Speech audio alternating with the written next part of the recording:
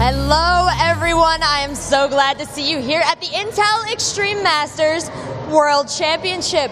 The stands are already full, and we have a great game to start you off with. First up, we are going to have LGIM versus Liquid Red. How does that sound to you guys? Oh, I love it. You have energy today. Without further ado, please let me bring out onto the stage our two players. We have very exciting matches. First up, it's Liquid Red.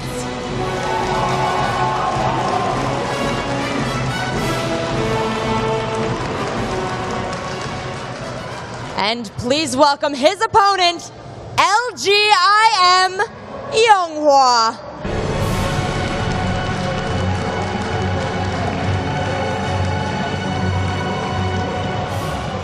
The time for trash talk, the time for predictions has passed. Gentlemen, I want to give you one opportunity to address your opponent.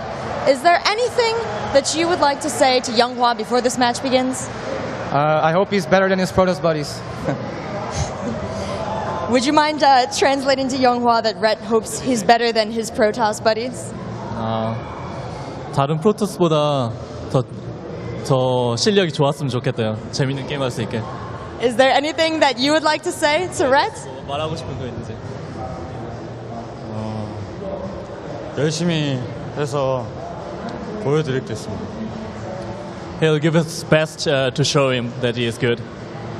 Maybe he can avenge his fallen teammates. Gentlemen, would you please shake hands?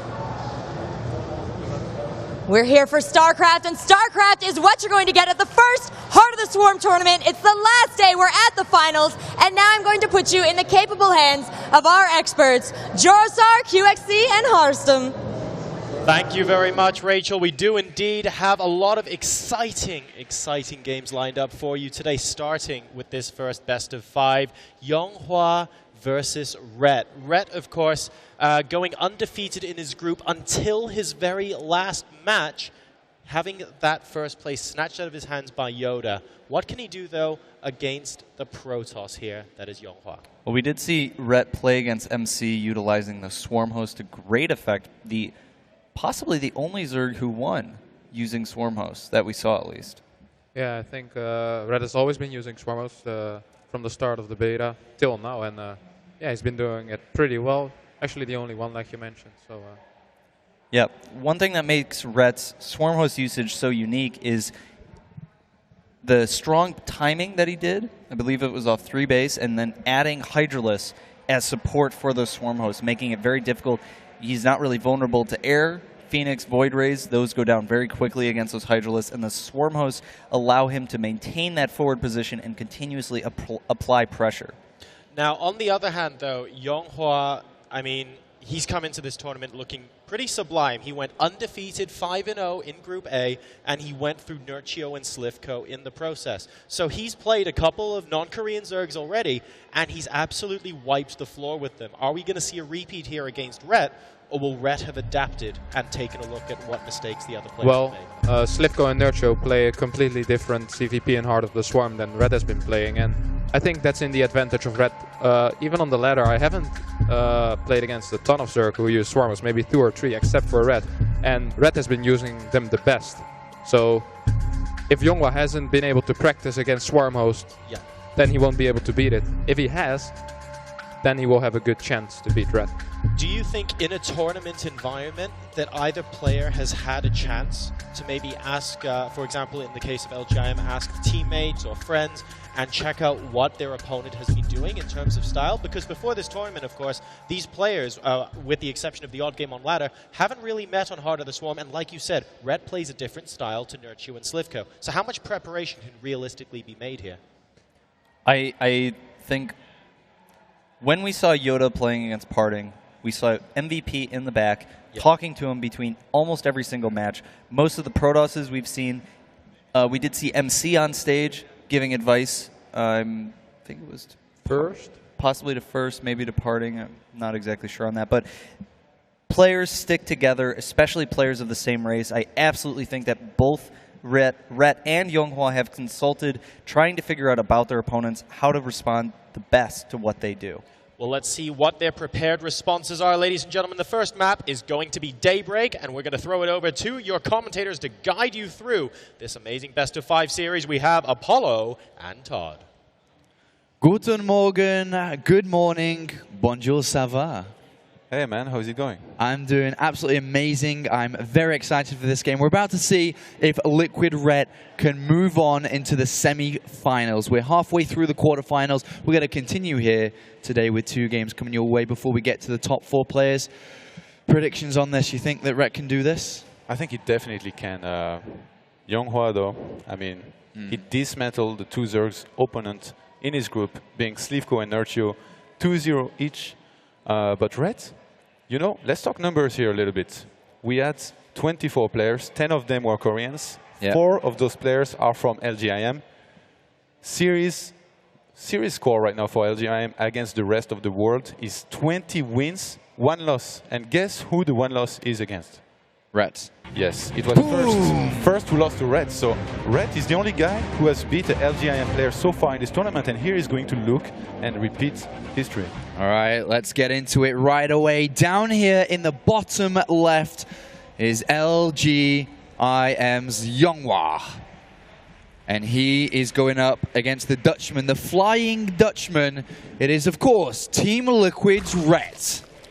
And the analysis test talked a little bit about it. Coming from Red, we see those swarm hosts pretty much every single game against Protoss so far. His style is worked on it, and he feels very confident. It's the first time I've seen Red this confident, even in the pre-game interview here, saying that he hopes that YongHwa will play better than pretty much first, that he already beat. And MC, I think, was the other guy that he was also talking to, because Red was able to beat both of them. In group stage, was able to beat LGIM's first, the only player from LGIM to drop a game against a non-Korean, and then he also beat SK's MC, 2 of the best Protoss players. Nobody really expected Ret, to be honest. I don't know about you, but I think the general consensus is that Ret wasn't going to get through his group. I don't think. If you look at the players that were in his group, Yoda, First, MC, Cass, and Exel. That's a difficult group. That's a very difficult group. And Ret was able to come through in 2nd place with 4 wins to 1 loss. And now we have them playing up against each other now. Ret versus YongHwa, who, if we talk a little bit about him, Todd, in group stages, 5-0. 10 map wins, 1 map loss. And he lines himself directly into this quarterfinal match against Ret. The only guy who's been able to take a map from YongHwa so far in this tournament is Parting. Yep. He's no Zerg, and Red here is going to be pylon blocked at his expansion. It shouldn't bother him too much. I think he's going to try and take the 3rd. Oh, but look, YongHwa, he does the same as he was always doing in the previous Home Story Cup. He fights at the expansion of Red until he loses the shield, throws down the pylon, and then he runs to the 3rd, where the shield has already regenerated, and now he's going to fight against the drone. Oh, he almost gets it, but Red is going to be able to escape for now. And this is a little bit annoying here for Ret, considering the Overlord now has seen the Forge, has seen the Nexus coming down, and Ret still hasn't got his natural hatchery down, his 2nd hatchery in this game. Great delaying tactics here from YongHwa, giving him a bit of an upper hand already in this game. Not a major upper hand, but definitely an annoyance here for Ret. Yeah, definitely. I mean, Red is going to get rid of this pylon here, but usually you see a 2nd hatchery being thrown down before the 3rd minute. Now it was almost at 4 minutes. It was like 3:50, so it's been delayed by almost a whole minute by YongHwa, and I think he's going to be a little bit ahead after this. We do not see Red usually go for some kind of all-ins to react to this. He likes to macro, he likes to go for his 3 bases, lots of drones, and then from there just basically stabilize and go to his game plan, which lately has been mostly Swarm Host. Yeah, Swarm Host. I definitely believe in what you're saying there. It's either going to be one or the other. Swarm Host or Mutilus is going to be the choice of strategy, the choice of units for Ret against YongHwa here. And I think that Ret's going to use Mutilus in this game. And the reason why I say that is for the very reason that QXC said, is that these Protoss brothers would have talked to each other. They would have gone ahead and said, well, Ret's actually been playing a lot of Heart of the Swarm. He uses a lot of Swarm Hosts. You're going to have to prepare most likely to play against that. And if that's the way that Ret's thinking about the process of how YongHwa is thinking about how Ret will play, if I didn't lose anybody in that string of sentence and the string of words there, is that I believe that Ret will go over to Mutilus on a map like this as well. But on the counter argument to that is who used Mulus against YongHwa in group stage? Nurture. What did Nurture do? 0-2 against YongHwa. Yeah, good point here. It's always it's like 50-50, you know? Red, he has a choice. He can try to go for what he's best at, which is Swarm Host, or try to surprise his opponent. This is a best of 5, so he doesn't have to do it in the first game. But if he was able to do it in the first game and surprise his opponent and then win, it will gain some momentum out of that. And a lot of players, they try to do that usually. As we see, YongHwa, he's added a Stargate in the back of his main. He's going to throw down 2 extra gases at about 620 at his expansion. So it's very standard. Everything he's doing so far is very standard. He did skip the Zealot though. He did skip the Zealot. He's got the Stalker moving out. But as you say, double gases coming down here will allow the easier transition over into robotics facility, over into the robotics bay. And that's what it seems to be looking like at the moment here for YongHwa, as we do have Phoenixes starting to build up inside the main base. And the first Overlord here from Rhett and second Overlord to the left are starting to look in, starting to look for what tech choice is being. And I like this by YongHwa. He doesn't have that many probes yet at his expansion, so he's just going to do 2+2 on the assimilators here for now. And the sooner he's going to have a little bit more probes, he's going to start putting some more into those assimilators, as we have an Overlord about to die, which is going to be able to spot the Phoenix and the two gateways here. Shouldn't be too much of a tell here by the Red. He did not scout the +1. He hasn't, I don't think, yet. And he's losing a couple of Overlords, already lost one, is about to lose a second and third for sure. And upon seeing the Spire, upon seeing the Stargate, sorry, I believe that Rhett was aiming towards Spire play with a really fast layer here. No Evo and Roach Warren down for quite a long time in this game. They were a little bit late. And then he decided to throw down the Roach Warren Evolution Chamber and now the Spore Crawlers upon seeing those Phoenixes. But you know, YongHwa behind his Phoenixes, he got a quick +1 and he threw a Chrono Boost on his Cybernetics core, and I think the Overlord at his expansion was able to see that. So I think Red right now is he should be expecting some aggression if he saw that. And we have YongHwa proxying a couple pylons here. I think he's gonna start making a couple Zealots and really try to force Roaches out of his opponent, force him to stop making exclusively drones. Rhett's currently sitting at 58 drones. He does have Roaches on the way, 5 Roaches to be exact here, and has decent creep spread on his third base. We will see this as the units move down the ramp, and there's the Hydralisk Den in retaliation for these air units coming down. But here come the first few units. Good start there by Rhett, getting the slow Ling in there to see the pylon and the Zealots being made, and now the Roaches are going to have to fight with Queens to protect his drone line here. As 6 Zealots in a Stalker, march forward, Red's third base right now.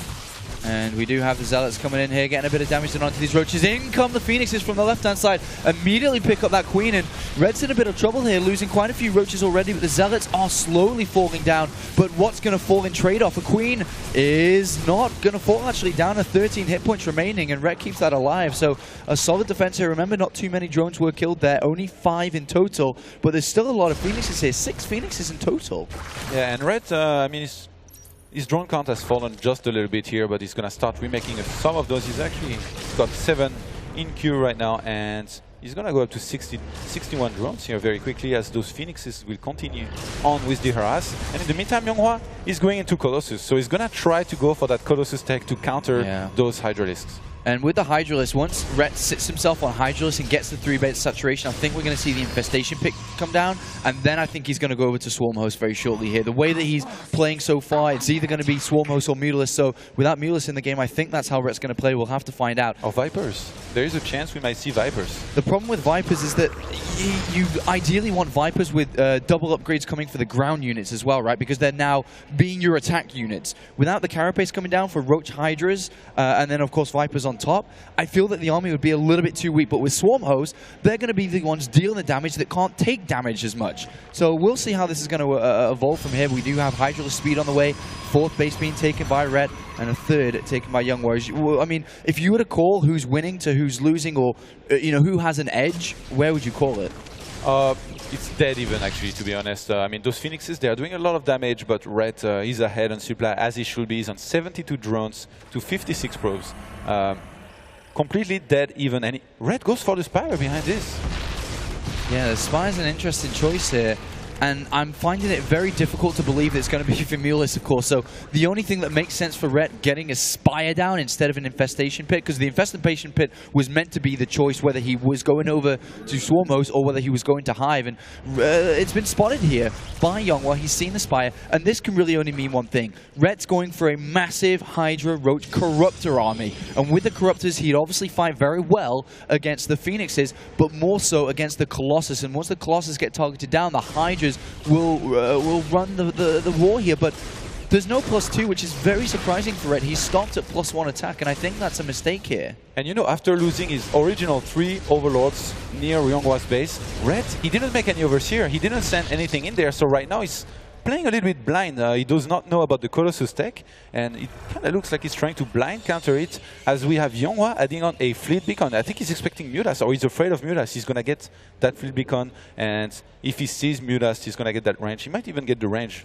without seeing Mutas, and Rhett is gearing up for an attack here. Yeah, he's gearing up for an attack, but there's a Colossus, 2 Colossus with Force Fields. They have Thermarts as well, so without any thing to bring him down, I don't think this is going to work too well. There's a lot of Sentry Force Field energy here, and Rhett sees the Colossus and immediately backs off here. He's got to start building Corruptors immediately if he wants to be able to bring these Colossus down, and here comes 6 Corruptors being brought out. Phoenix is picking off loose Hydralisk on the side of the map, and so far so good for YongHwa, and the units lost a 4th of resources compared to his opponent. Those Phoenixes are doing tremendous amounts of work. Oh, he has to be careful, he might get another one of those sniped. And the units lost was actually 4,000 to 1,000 until a second ago when he lost 2 of those Phoenixes. So very well done so far by YongHwa with the harassing and macroing at the same time. He's actually going to go for the Colossi Void Ray composition that we've seen him use before. And I think YongHwa, even though that's going to be a very good composition eventually, he's quite weak at the moment, Todd. If you think about, he hasn't continued upgrading his ground forces. He's only at 1-1. He's now added on additional Stargates and throwing down +1. He's only going to have 1 to 2 Void Rays by the time this comes out. This could be Rhett's opportunity to take the game here in this mid-transition for YongHwa he's looking to get to, but obviously if YongHwa guts it, these Void Rays are going to be absolutely amazing against the Corruptors and the Roaches, and Colossus will do the rest. But until that point, there is a small window here for Rhett. And it looks like Rhett, he wants to go for a +2 missile attack here, but I mean, he has 60 seconds to go. He's actually going to go into the main. YongHwa is out of position. Oh, we're going to have to see the Corruptors come in here, take care of these Colossus. The Void Rays, there's only 1, 2, 3 there. Here comes the Time Warp coming down. Is it going to be enough here for Rhett? I really don't think it is here, Todd. I mean, the Hydralisks are running down, the Void Rays stay alive, and maybe that time, that window of opportunity wasn't as large as we initially thought there, with 3 Void Rays out that weren't touched. Rhett focused down the Colossus, but then there's Void Rays, Phoenixes, and Stalkers on the Corruptors, and now Rhett's in trouble. Absolutely, he's in trouble now. He's on the back foot. YongHwa can sit, take a 4th, he can go and attack. There's multiple options for YongHwa to choose from. And behind this, Rhett didn't gas. He didn't drone towards a 4th base. It was more so to build units. That was a massive timing that Rhett built towards, and it was not successful. Yeah, and behind this, he lost a couple of overalls out of position. Oh, he's going to have to be careful with his rally point here. Losing some units, killing nothing. He's still going for his Roach Hydra Corruptor composition, but I mean, with the way that previous fight went, I don't even want to imagine what's going to happen when YongHwa is maxed or has even more army than he did before. Yeah, YongHwa's now got 6 Void Rays in this composition. He's about to have +1 for them as well. It's finished just now. Phoenix is still there. And I mean, if we look at the units lost tab once again, it's scaled incredibly. As we can see, 5,000 resources lost for YongHwa, 13,000 for Rhett. And we do have YongHwa scouting the layer. So upon scouting the layer, to be honest, there's no reason for him to attack. I mean, what is he really attacking into? And he can sit comfortably on 4 bases, can even take a 5th and say, Rhett, you know, if you're not going to, tech up, I won't attack. And then eventually you're the one on this mid-tier army, this mid-level army, and I'm just going to outclass you. And you know, YongHwa, he has built a great economy early on in this game. Right now he's on 3 Stargates +1 Robo, so he's getting a lot of units out at once. And he has all of those gates that are basically safety gates, in which case, if he gets attacked, he's going to be able to make units. He has 7 of them right now, and the Phoenixes will continue on with their ass in this game. It's keeping Rhett away from 200 supply here. It's very rare that you actually see Protoss max out before Zerg here, and with Rhett at 192, it looks like we are going to see the max out first from YongHwa, getting closer and closer to that 200 supply. And well, there he is, he's hit it, and we're about to have a very, very strong Protoss army that's not really going to take anything for granted here. It's going to go in, it's going to kill, and it's going to take up map 1 if Rhett doesn't do something about it. And what is there he can do? You know, if we look at this realistically, what can Ret do? And Ret is going to go for a massive flank on his middle base, but we have a couple of cannons and photon overcharge might be used.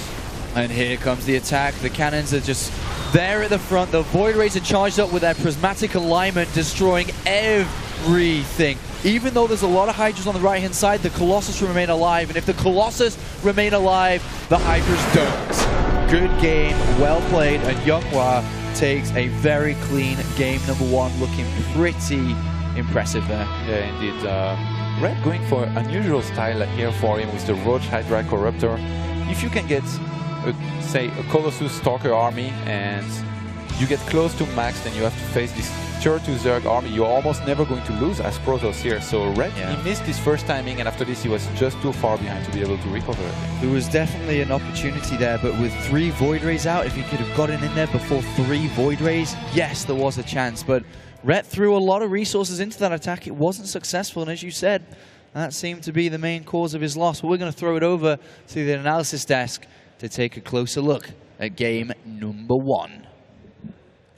Thank you very much, Apollo. And we have a victory for YongHwa in game number 1 there. We saw, first of all, the Phoenix opening out of YongHwa. He was doing some damage with those Phoenixes for a very, very long time, actually. Really harassing Ret a lot between his natural and his third, particularly. Yeah, when you go Roach Hydra, normally you want to make some kind of push on the 4th or on the 3rd base. And if those Phoenixes are there, you can't really move out without losing a ton of Overlord or drones or Queens or basically anything. And that's what happened. Red wanted to move out. I think he once went and then pulled back a bit because of the Phoenixes. And then he actually went for it. Yeah, it just felt like Red had a lag of creep spread.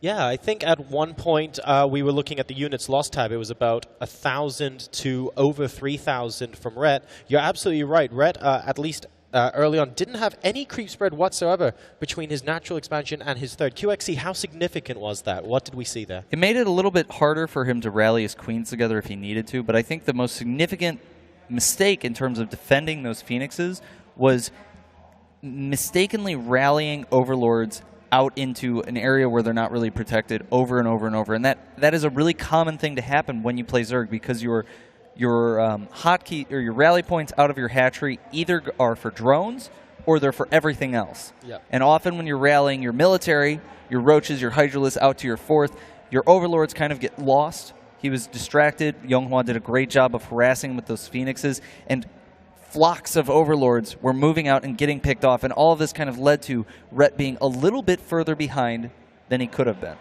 Well, we're going to hop into the replay at this moment in time to take a brief look at one of the engagements towards the latter half of the game. So if we just jump in there, we can see we are currently at the ramp for YongHwa. Or there might be a technical issue with that at the moment. Pardon me, guys, but okay, there we go. We're in there now.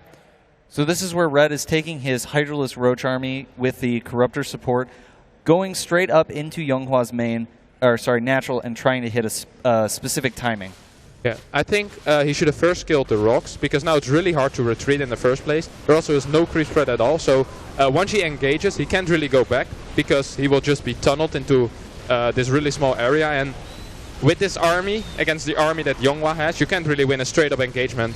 I think you need to disengage, wait for the Void Ray charge to wear off, and then engage again, because your Corruptors are just going to die against the Void Rays. Yeah, it's really significant that the Void Ray damage output increases by a huge amount when they activate that prismatic alignment. And so when you're fighting against it, you move in close, you bait the prismatic alignment out, maybe you poke in with the Corruptors a little bit, and the moment it goes off, you need to be able to back up. But the only way to back up with Hydralisk off creep is to be on creep. Yeah. So he needed better creep spread, and instead of trying to do a timing at YongHwa's natural or third, hit a timing at his 4th when you can actually get creep spread out there. And if you're not going to do a Hydralisk Roach timing, it's time to go into Vipers. One more question before we head into game number 2, guys. We saw for a while that YongHwa wasn't getting 2-2. He delayed his Twilight Council so that he can get his Void Rays out with his Colossi composition as quickly as possible. We saw that delay from him there.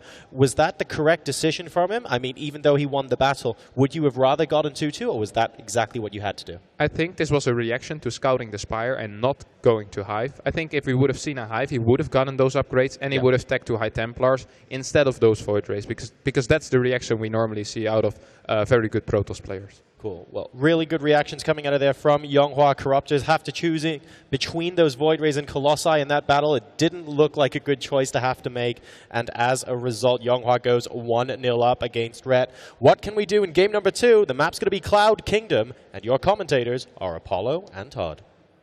Thank you very much there, guys. And as you can see on screen, YongHwa looking confident.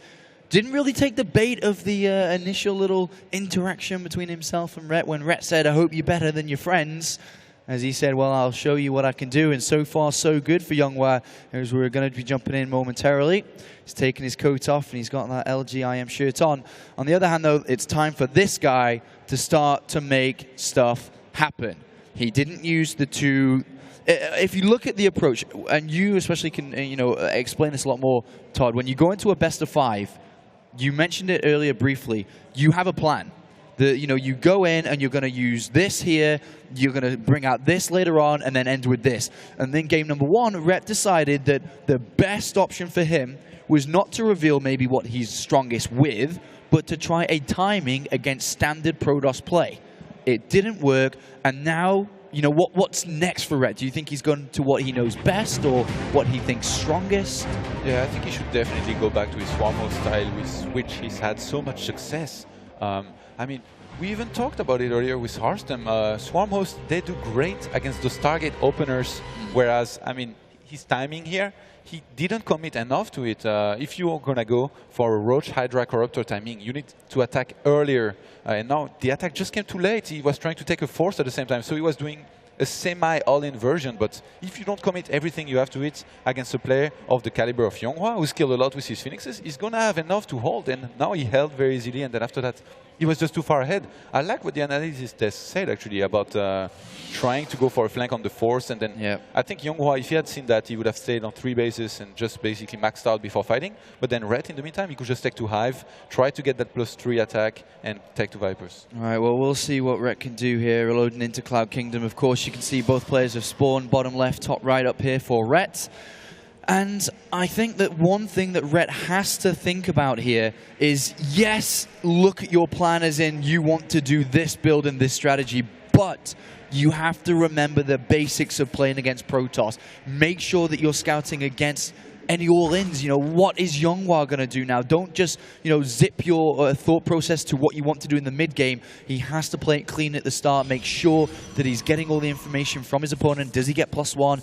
Is it a Stargate opening? Get these overlords coming in, and then make sure he opens up nice and solid, and then get to where he wants to be. And, well, pile on bot once again here by YongHwa. After losing the shield, and now he can just go to the third and take on this drone head-on, and he's going to kill it if that happens, but Rhett very smartly so sends another drone to his third base, and I think YongHwa is just gonna try to delay this. I don't think we should see a pylon. He actually, maybe he let the pylon finish at the expansion of Reds, but usually you at least want to throw down your Nexus before you do anything more. And well, we're about to get that hatchery down as soon as he can here. There's 250 minerals banking up. Queen Ling's on the way.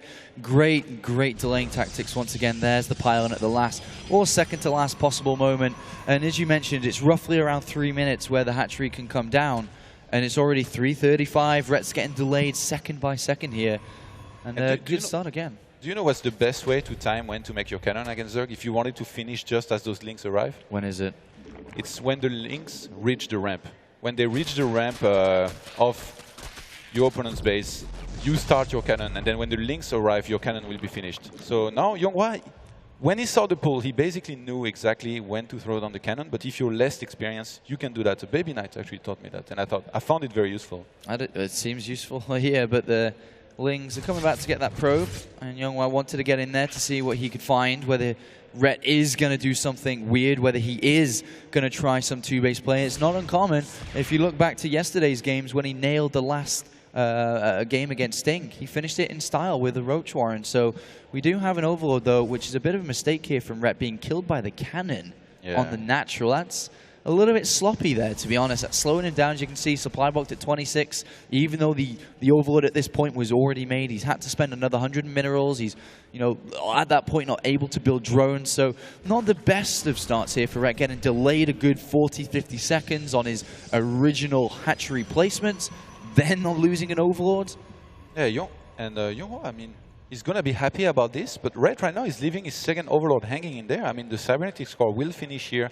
I'm pretty sure we're going to see YongHwa chrono boost a Stalker out again, as he's not making a Zealot right now, and this overload is going to have to react very quickly here if he wants to get out of here alive. Well, we'll see. He doesn't seem to mind. Kind of just sitting over the +1 or potential for where the +1 can come in on that forge, and the Stargate does go down on the left-hand side of the main base here for YongHwa. So this would be a perfect opportunity to Rhett to bring out his swarm host play. If any map's going to be it, this really needs to be the one. But at the moment, we should start seeing gases coming down for Rhett near the 6-minute or just over the 6-minute mark here. And I think he's delayed his gases by about 15 seconds in this game. And that all that does is, yes, it delays what he's going for. Yes, it is a little bit more risky. But if you go back to the start of this game and how it's been played out, he was delayed on his hatcheries. He lost an overlord. That 15 seconds is 15 more seconds that he spent mining minerals and building drones compared to getting up gases. So he's just looking to kind of repair and recover from what he's lost. And YongHwa, yeah, it looks like he's going to be able to get the overlord. Yes, he does get it. He went for the Stargate again in his main base. He did again the same thing as in the last game. 2+2 on assimilators in his expansion until he reached enough probes there. Now he's on 3+3. He's actually not started +1 behind this, so we might not see a pressure with this, but he's gone for 2 Stalkers, so he does start +1 now. But he's gone for a sentry before. He wanted to be safe here. Maybe that overload threw him off a little bit, even though he killed it. We have a 7-minute 30 layer here. No evolution chamber, no Roach Warren down yet. And we'll see how much pressure can come out of this. Phoenix is on the way. Robotics facility down as well here for YongHwa. Two Stalkers are going to pop forward. And to be honest, they can probably pick off an overload there at that front. Yeah, it looks so... Oh, he's targeted the links here for some time. And Red should have enough links to hold this, but he does not have speed yet. He's going to chase on the Stalkers, as they should not really be able to... I mean, if they attack the links while pulling back, Red should just pull back himself. He's not even near speed here. I don't know why he's chasing, to be honest. Yeah, he's going to lose a lot here. And, well, the Stalkers are going to go all the way home, and Sentry out in the open as well. The Phoenixes have killed an Overlord. 3 Overlords in total here have been killed throughout this game. 1 is a mistake, 1 is a scouting one, and the 1 that was picked off above the natural of YongHwa. Meanwhile, Red is taking all 6 gases. Roach Warren is down. Layer is complete. No upgrades, no upgrades coming from the evolution chamber yet, but a Hydralisk Den again. Yeah. Is he looking for a similar style, a similar timing as we just saw that I think we might see Swarm Host here. I think there's a good chance we might see Swarm Host. Just a couple of Hydralisks first to be safe and help defend against those Phoenixes that just seem to get so many kills in every single game. They catch a Queen out of position just now. And YongHwa didn't go for the pressure here. He threw down a very quick robo behind his +1, and now he's finally adding a couple gates, and he's going to go into quick Colossus behind this. Yeah, he was a little bit pylon blocked there at 68 supply while controlling these Phoenixes, which does help Red a little bit there. Just means that YongHwa can't increase that supply where he should be doing it. These Lings aren't really going to get anything done, but there's the Infestation Pit, Todd. There it's coming down, as well as the 4th base. We should be at 90% chance here seeing Swarm Host come into play. And the composition that Red will be aiming for, Hydralisk, Swarm Host, Overseers to pick off the Observers, and he's going to start piling on the pressure. We're going to see a lot of Swarm Hosts come into this game. We're going to see a lot of pressure onto that 3rd base, and Colossus is going to be the key in dealing with this, because without splash damage, you aren't killing those Locusts, and Red throws away a couple of Lings there. But 2nd Evolution Chamber coming in for Ret as well after a couple of Hydras are out. Overseer's already started to be morphed, and we should now see the Swarm Host upgrade, the Locust duration, or the increased duration for an extra 10 seconds coming down on the Infestation Pit, if that's where he seems to be leaning towards, which should it be, and there it is. And Red, he's done a very good read here. I mean, he knows he's facing Stargates. He saw no pressure out of YongHwa with a couple gates like in the previous game. And his first reflex was to start a 4th base. And I think that's very smart, because he knows there's going to be no upcoming aggression after a Stargate play. Like, no, you can't really Immortal Push or Blink Stalker all in after this. And even then, it wouldn't be that strong. And Red will have Hydralisks. So for now, we do see the Phoenixes still being able to get kills. It kind of feels like those Phoenixes, they just keep on killing stuff for the entire game, and they never can be denied, really. unless you make a couple of investors. But then YongHwa will be pretty happy about this as he's taking to Colossi. I think one of the biggest differences between a Korean Protoss and a non-Korean Protoss is the consistent use of Phoenixes. If we look at players that played yesterday, Mana for example, it just wasn't as fast and as clean Phoenix use here. They keep on going, and they're all low in health. They're maximizing every little bit that they can do. I mean, Overlords, drones, Queens, anything. Loose units, anything. And the amount of units that have been killed, if you look at the resources lost tab again, 1,600 resources just really for Phoenixes here. Yeah, 11 walkers were killed by YongHwa so far in this game. He's finally going to lose the Phoenix, just as we say this. But I mean, behind this, he's going for his favorite composition, Colossi, Void Ray. He's getting range, the armor upgrade as well. And Red, we're going to see his best strategy yet here with the Swarm Host. He's not actually upgraded. Oh, yeah, never mind. He's got the Enduring Locust. He has.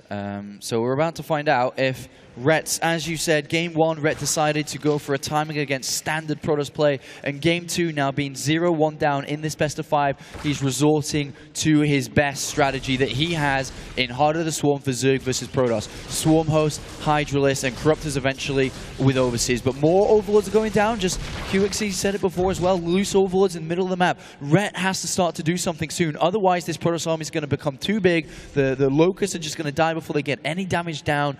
And well, a second Stargate's coming in, Void Rays and Colossus. How are you feeling YongHwa's composition against what we know Ret's going for? It's actually a third Stargate here. Again, YongHwa, he wants to commit heavily to those Void Rays. And I like the way Ret is macroing, and I think we're going to see him move out here soon and start putting on some pressure. But his creep spread has not really been great so far in these first 2 games. Only a couple of tumors have been made as those Phoenixes. Man, I would be so angry if I played Zero against YongHwa. Like, he just picks on. He is looking amazing here. He really, really is. He's really looking good. He's now spotted the Swarm Host. And one thing you can note from this is that if Ret moves in, which he should be wanting to do very shortly, and loses his Hydralisk Force and loses his support to the Swarm Hosts, Void Rays will go in and they will kill everything. It's that simple. There's so many Void Rays. They have +1. Yeah. They will go in with observers behind them, which the robotics facility is pumping out. He will kill everything. 15 Corruptors are on the way to help support this. So right now, Ret's going to have to siege from a distance. He won't be able to get up right close. He's going to have to probably burrow quite a far away and start to send in Swarm Hosts. And he has to be so careful because he's a little bit weak at the moment until the Corruptors come in here to support these units. He's only down, or was down, and is down at this current point out there with 150 supply. Phoenix is coming and pick up some loose Swarm Hosts here, which get annihilated immediately. 21 Corruptors are on the way, and Ret just gets pushed back. He wanted to try and do a bit of tickle damage before the Corruptors were ready, but YongHwa says, dude, it's time for me to win this game now, and he's already picking off, I don't know, 3 to 4 Swarm Hosts. Is moving that now, but here are the Corruptors. The Mothership Core goes down, and we're going to have to see a fight shortly here because I think YongHwa's ready to go. Yeah, and YongHwa, he's got a lot of Void Rays here, and even though he sees Corruptors, he was about to fight. He realizes now that he's not maxed just yet. He knows that Ret is maxed, and Ret is on the chase right now. He's taking 2 Hive in the same time. He's taking a Hive to the same time here, and it's probably to get some Swarm Hosts into the, some Vipers into the mix, but a Swarm Host gets picked off immediately in this engagement, and here come the charged Void Rays. Prismatic Alignment is going to come down in a couple of seconds' time. It's actually on cooldown for the time being, which gives Red a bit of an advantage with the Corruptors, and that's pretty big here, that the Void Rays can't do maximum amounts of damage, and if all the Void Rays can go down, the Colossus will shortly fall. But it doesn't look like there are enough Corruptors here with Stalkers underneath them as well. And the supply lead does go in favor of YongHwa, but 16 Hydras are on the way. Ret loses a decently traded army. But remember, this is 4 Protoss bases now about to be taken. Ret taking a 5th at the same time with this Hive too. And with that Hive, he absolutely needs to be getting a +3 attack. One thing to note though, Todd, how much does not continuing ground upgrades really affect YongHwa here? Only just now getting this +2 attack. It would be definitely better if he did have it, especially for his Colossi. For the Stalkers, it doesn't really affect, but having the perfect mix for him is more important. I mean, right now he has the Colossi killing everything that's on the ground, the Stalkers and Void Rays dealing very well with the Corruptors, and it looks like Ret, I mean, he has a very hard time countering this composition. He does not know what composition to go for, and his army, if you look at Ret's army and at YongHwa's army, it looks like it's going to be pretty one-sided every single time. And if Ret can't win with his best strategy. Is he going to fall 0-3? Because what else can he bring to the table here if he loses this game on Cloud Kingdom? This is a very important game here for Rhett to win. He's given it all he's got. But YongHwa's composition with the Void Rays now using their prismatic alignment. Corruptors, see you later. Colossus remain alive. The Guardian Shield is still activated and Stalkers are ready to go. And all these units just get fried as they come up that ramp and turn around. Rhett is in trouble. He's running back home and he's running to nowhere because there is nowhere to hide. YongHwa's here. YongHwa's here to stay. This army is too strong now. It doesn't have that massive amount of ground upgrades, but when Void Rays that are charged up have +1, there is just nothing to stop the Colossus. They support the Colossus so well. YongHwa maintains a 200 supply, a 50 supply advantage over Rhett. And Rhett with 10 Hydras on the way, that's not going to be good enough reinforcements. And Rhett, I think, is starting to feel the heat here against an incredible Korean opponent. And this composition looks really unbeatable so far. I mean, YongHwa goes for the same composition every single game. Nobody has been able to even come close to countering it. Brett tries with the Swarm Host and the Corruptors here, but I mean, he didn't even kill half of YongHwa's army in this game. This was complete shutdown. There's nothing else to say there. That was complete shutdown by YongHwa. Everywhere Rhett turned, YongHwa was there waiting to attack. And he takes a 2-0 lead here in the third quarterfinal. 2 more quarterfinals on the way before we jump over to the semifinals. Any last words before we hand it over? I'm just curious, what can Red do better here? What composition should he go for? What timing? Maybe the analyst at desk can tell us. Or I hope so, because I mean, if you're looking at Rhett right now, he probably is thinking the same thing. What the hell do I do? Do I go back to what I tried before, some kind of timing? Do I try Swarm Host again? Do I try Mulus? But do I go Mulus if he's opening up Stargate every game? This has just got more difficult than you can ever imagine, just because of how hard that YongHwa is beating Rhett without changing anything from game to game here. And Rhett's going to have to do some thinking, so let's pass it over to the analysis desk to give Rhett some time, to give Rhett a bit of a rest. He needs it. Let's take it away, guys. Thank you very much, guys. Indeed, he does. I mean, that was another... that was really quite a comprehensive victory there from YongHwa. The game there starting off in similar fashion. The Phoenix is doing some damage to Rhett again. But this game, we saw an attempted Swarm Host transition coming out of Rhett instead. Yeah, the early game went the same, though. Rhett lost a lot of drones, or not a lot, he lost quite a few drones, he lost a lot of Overlord, and it just felt like he didn't really have the creep spread to move his queens or his hydras quickly enough between his natural and his third once again. I think it wouldn't hurt him to get one more queen, to just get that creep spread going. Just in general, his creep spread seems to be lacking quite a bit, and I think splitting his Hydras wouldn't be a bad idea. He knows he wants to do a max timing with Swarm Host, Hydras, and Corruptors. So why would you keep your Hydras in one ball if you know what's coming? Exactly. QXC, you were talking about this a little while ago. There wouldn't really be much of a need for additional Spore Crawlers or similar in the bases as long as he spread his Hydralisk just a little bit better when he got them in first. Yeah, it really felt like Rhett constantly wanted to do a timing, but his army wasn't really in the position to do so. And so when you want to attack, usually you bunch up your units kind of near the front of your base and you push out. When you don't want to attack, you spread your army out and you play defensive. And Rhett just wasn't keeping his army in a defensive posture, so he lost a little bit too much. And this is where Rhett moves above YongHwa's 4th with his Swarm Host and Hydralisk army. Meanwhile, we have 15 Corruptors being produced right now. And that's really the key to making this composition work, is those extra Corruptors. Yeah, indeed. You need Corruptors again, just a tank for the Void Rays, so your Swarm Host can take down those Colossi and the complete ground army, and then the Hydras will finish the Void Rays eventually. But just engaging with the Swarm Host only while you're building 19 Corruptors, you just don't have the army supply at this moment. If he would have waited for 20 seconds, this would have gone much better. Now he loses 4, 5, even 6 Swarm Hosts, and the more Swarm Hosts you have, the better it is, because they scale extremely well. Right. The power of the Locust is not necessarily, I mean, yeah, they have great DPS, but it's in keeping your opponent back and controlling a position and making it so they cannot engage you. They cannot clear the Locust before they They cannot clear the Locust in time to actually get to the Swarm Host, and you need a lot of Swarm Hosts to make that possible. And we can see that as well as YongHwa moves back as soon as the Corruptors get there. Rhett also doing something we didn't see too much of in that last game. He went into those Void Rays first, and then baited that prismatic alignment out of them, and then immediately pulled back as well. One thing we do see here that's really significant is there is no prismatic alignment in this battle. We can see the Corruptors staying alive much longer than they would have otherwise. What do you think about Rhett's decision to focus fire Void Rays instead of Colossus here with his Corruptors?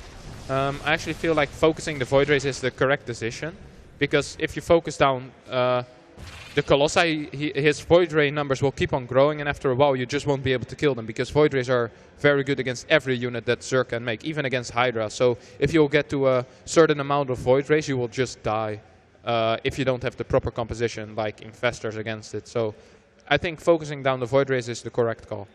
All right, guys. So if you're Liquid Red right now, that game, you tried to go into a composition that was hopefully ideal to counter the Protoss, but you lost the game anyway. What changes would you make in his gameplay to say, if my opponent opens the same way again, this time I'm going to beat him, because this is what I would change? Okay. I would make 2 extra Queens. Yep. For Phoenix defense and for creep spread. And I would split my Hydras like QXC mentioned. And I would wait for my Corruptors to be with the Swarm Host. That's basically it. That were all the mistakes he made, and that's what lost him the game. The one thing that's really interesting to note, usually when your opponent is harassing you and denying you vision and denying you map presence, not allowing your units to leave your base, you also cannot really have creep spread. Phoenixes are unable to attack creep tumors. And so even if you're being harassed by Phoenixes, if you've got that 1 or 2 extra queen, you're either going to force your opponent to actually bring units out, which would leave them vulnerable. You can, if you have the Hydralisk, usually you're going to be able to kill whatever small gateway units they might have, or you're just going to have good creep spread, because he's not denying you in that way, as long as you have the multitasking to defend and also spread your creep. Exactly. On top of that, creep spread also gives you vision, so you can see attacks coming in earlier if he decides to do some kind of weird gateway timing after his Phoenixes. Yep. All right, let's see if Rhett can tweak his gameplay and try and come back against YongHwa, who's currently 2-0 up in this best of 5. It is match point. Let's throw it over to our commentators, Todd and Apollo. Thank you very much, guys, once again. And just a quick reminder, Rhett did beat MC and First 2-0 each in group stages. There is still hope. There must be something he can do against this player on screen who just doesn't seem to be beaten. That composition, Colossus Void Rays, and the way that he plays it out with his Phoenix seems to be really difficult to deal with. But Rhett has to do something. The next map is going to be Valley. Seems like the analysis desks think that Rhett's going to go for the same strategy, same composition, but tighten up his play. You agree with that, Todd? Do you think that's what he can do? If I were him now, I would really look at what happened in the last 2 games. YongHwa going for the same build, pretty much with the Stargate. I mean, the first game he went for some pressure, second game he went for the quick Colossi. If I were Red here, I think I would try something crazy like an all-in with Hydralisk. He just takes his turn, he waits until he's scouted, and then he cancels. He go into 2-base Nidus Hydralisk, and then you just hard counter that Stargate very much so. And if he could get a win like this, he could gain some momentum in this series. Because right now, YongHwa, he gets his Phoenixes, he gets a ton of damage done. And what does that cause? That causes for Red to do his Swarm Host and Hydralisk timing when YongHwa is already maxed. We saw it in the last game. YongHwa was already maxed. This is just too late. It couldn't work, and it didn't work. And YongHwa here is going to open the exact same as in the 2 previous games with the pylon down his ramp, followed by a scout. I'm pretty sure he's going to block. As always, losing the shield, throwing down the pylon, and Red, it's for him to make something happen now. Well, we'll see if we can get behind this guy down here. Rhett, it's going to be difficult because even if he does win this game, he's still got to win the next couple of games in a row. He's 0-2 down, match point. YongHwa just needs 1 win, and this is a map where it can easily come true here. I mean, if you look at Entombed Valley in general, there's a lot of fast 3-base plays that YongHwa can go into. There's a lot of fast 3-base plays, but fast 3-base pushes more so that can catch Rhett off guard. There's your power play on 3 bases, sitting back, defending, coming out with that composition off 3 bases very early could be powerful. So we'll see what Rhett's going to do. He is going to get down a hatchery quite fast here for once at 2 minutes and 40 seconds compared to 3 minutes and 50 for the last couple of games. And look at that. YongHwa says, all right, buddy, you are going to pull some drones across here. And even if this isn't a successful cannon rush, he's going to force drones to come across here. And at the end of the day, he can cancel and, of course, force a lot of lost mining time. Red decides to pull just 2 drones. But you know, if he forces a cancel here, he has left the pylon on the expansion of Red. So Red, if he cancels here, where does he take its natural? Where? On his force? It will be so far away. All right, there's the pylon cannon, pylon block. And this could be... He has to go for another cannon here for this to really work. If he just leaves one now, Red can let the hatch finish, go for a queen, go for some links. Maybe be able to kill both of the pylons of the cannon. All right, well, is he going to pop in here for a second cannon? Yes, he is. There's the second one coming down, and the first one's about to complete. Pylon's not going to go down here, and drones are going to get microed back. Nice little pick off there with that last drone, and in come the Lings.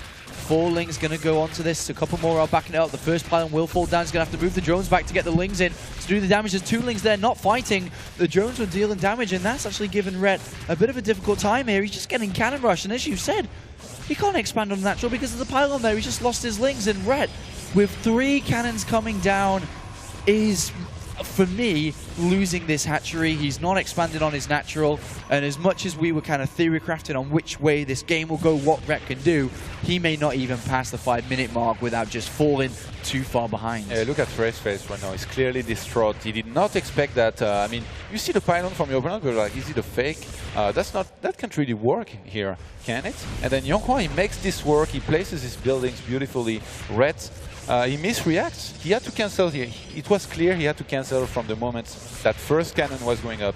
He did not cancel, and now he's going to be in a lot of trouble. I mean, he's down to 13 drones to 21 probes. YongHwa has an expansion on the way. Red doesn't. This is disastrous. There's no other way to put it. Ret doesn't have a third. He doesn't have a natural. It's 1 base Zerg versus 2 base Protoss with, if he wants to, make a complete wall off. And no longer will YongHwa go ahead and take a fast third. He's going to play this with such an advantage. Remember the times that we've been talking about with that hatchery coming down. It was delayed in game the first couple of games up to about 3 minutes and 50 seconds. And there's the complete wall in, by the way. And even gets just the probe in the meantime. Yeah, and Ret calls GG, and it was delayed until 6 minutes there. Ret decides it's not worth even playing, and YongHwa just takes the quick, swift 3-0 victory, knocking out the last non-Korean in this tournament. Ret falls short of the mark here, and YongHwa moves on to the semi-finals. I think it's safe to say that YongHwa was better than his Protoss fellow. He was better. I think the answer was yes. They are better than your friends. And, well, Ret unfortunately drops here short of the mark in the Extreme Masters World Championship, finishing top 8 in the quarterfinals. Does bank himself a bit of money, $3,500, so not all lost. And, well, we're about to pass it over to the analysis desk for a rundown of that series in a couple of seconds' time. As Ret right now, as you can see, a little bit distraught on camera. And, well, here's back to us over here. I think we're going to have a winner's interview first, sorry. So we're going to pass it over very, very shortly when she's ready. Any closing thoughts before we do so?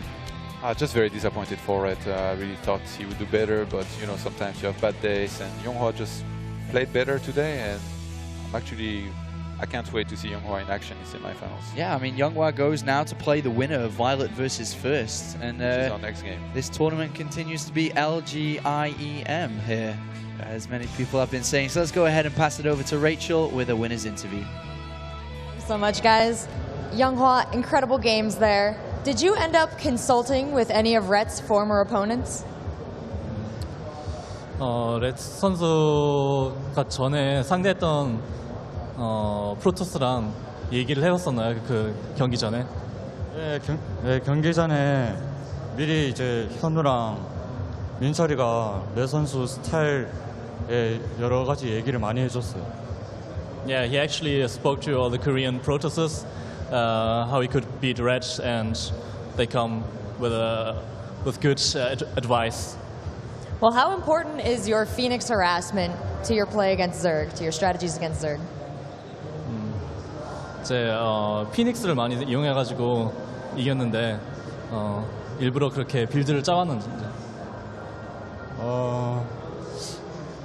네, 렛 선수 스타일 분석하고 불사조 운영 위주로 준비를 했었어요. Yeah, after analyzing Red's playstyle, he thought Phoenix play would be really good against him, so he chose build orders which were based on Phoenix. So that's not your go-to PVZ strategy. That's just something that you picked out for Ret? 그러니까 일반적으로 원래 PVC 할 때 원래 피닉스를 사용한 게 아니고 렛 선수 상대를 하기 위해 그 빌더들을 짜온 거죠. 평소에 연습할 때도 불사조 운영을 좀 자주 하는 편이고 제가 일단 렛 선수 상대 스타일을 분석할 때 제가 평소에 해왔던 자신 있는 빌드 위주로 준비를 했었어요. No, actually he trained it a lot in the practice games too. So it was really good in the practice games. So he just used it on red when he saw that it would be really good against him. Well, you're going on to play the winner of Violet versus First. Who would you rather go up against? A fellow Protoss or one of the best Zerg in the world? 다음 상대가 이제 와일럿 선수랑 퍼스트 선수 이긴 사람이 상대가 되는데 누굴 상대하고 싶은가요?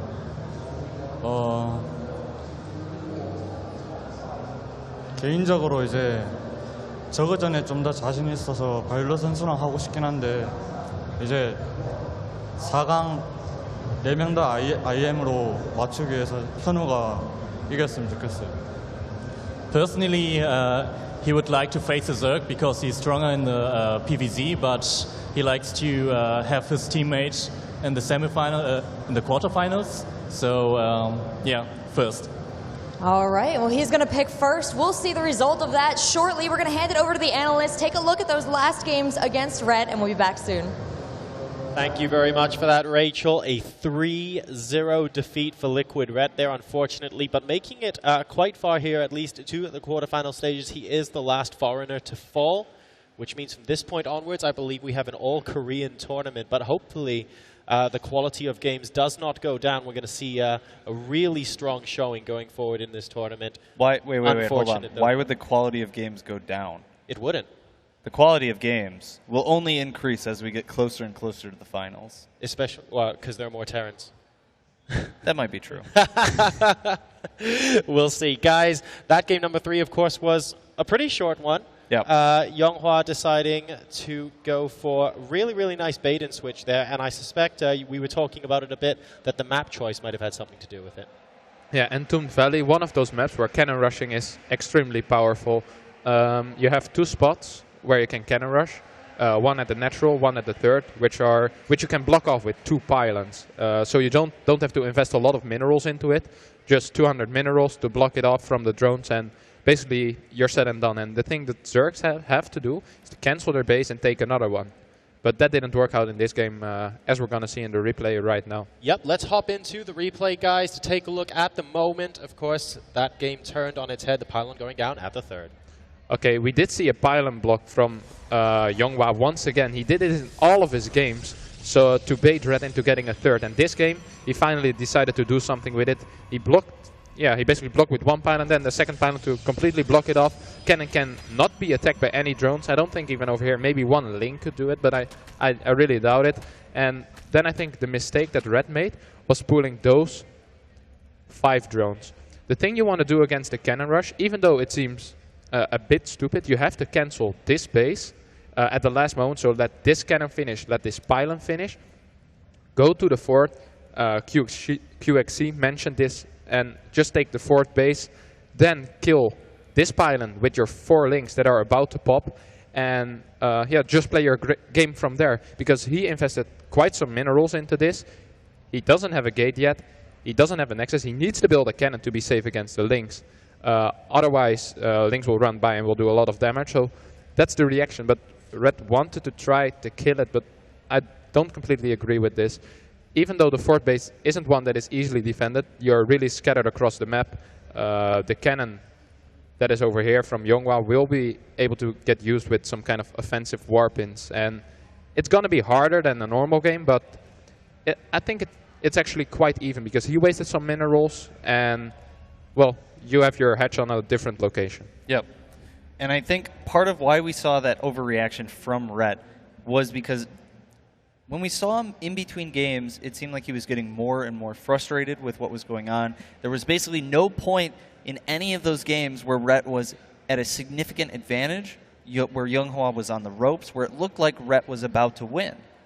And that is an extremely frustrating, extremely tilting kind of series to play. And by the time he got into the third game, he's like, oh, cannon rush, like, I'll just, God. Yeah, and that was it. Yeah. You kind of know it's not going to work when you're pulling the drones. You're never going to get the pylon down, especially if it's at your third. Like, it takes so long to kill a pylon with 5 drones. And if you first have to walk there while the cannon is already building, a cannon only takes 40 seconds. The drones have to get there 15 seconds, 25 seconds left to kill the pylon and the cannon. Yep. Second cannon going down already. I think a cancel would have been the only option. Yeah, for sure. And, well, that was it.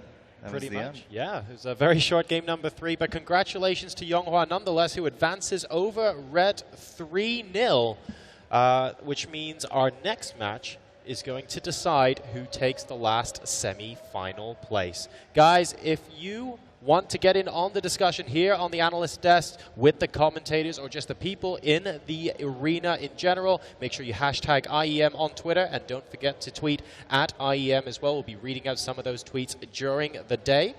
And 1 hour before the final starts later on today, we're going to be opening voting on the IEM Facebook page for the Sickest Nerd Baller Award. It doesn't necessarily have to be the guy who's winning the tournament or anything like that. Pick the player you think has shown you some great games, shown you some fantastic moments, made their impact on the tournament, and the winner gets a whole bunch of sponsorship goodies. We have the i7 processor, all the Patriot memory, the Gauntlet node, but also gets a custom sprayed 27-inch BenQ Ultimate Gaming Monitor. And we have a little bit of a video here to show you what that process was like.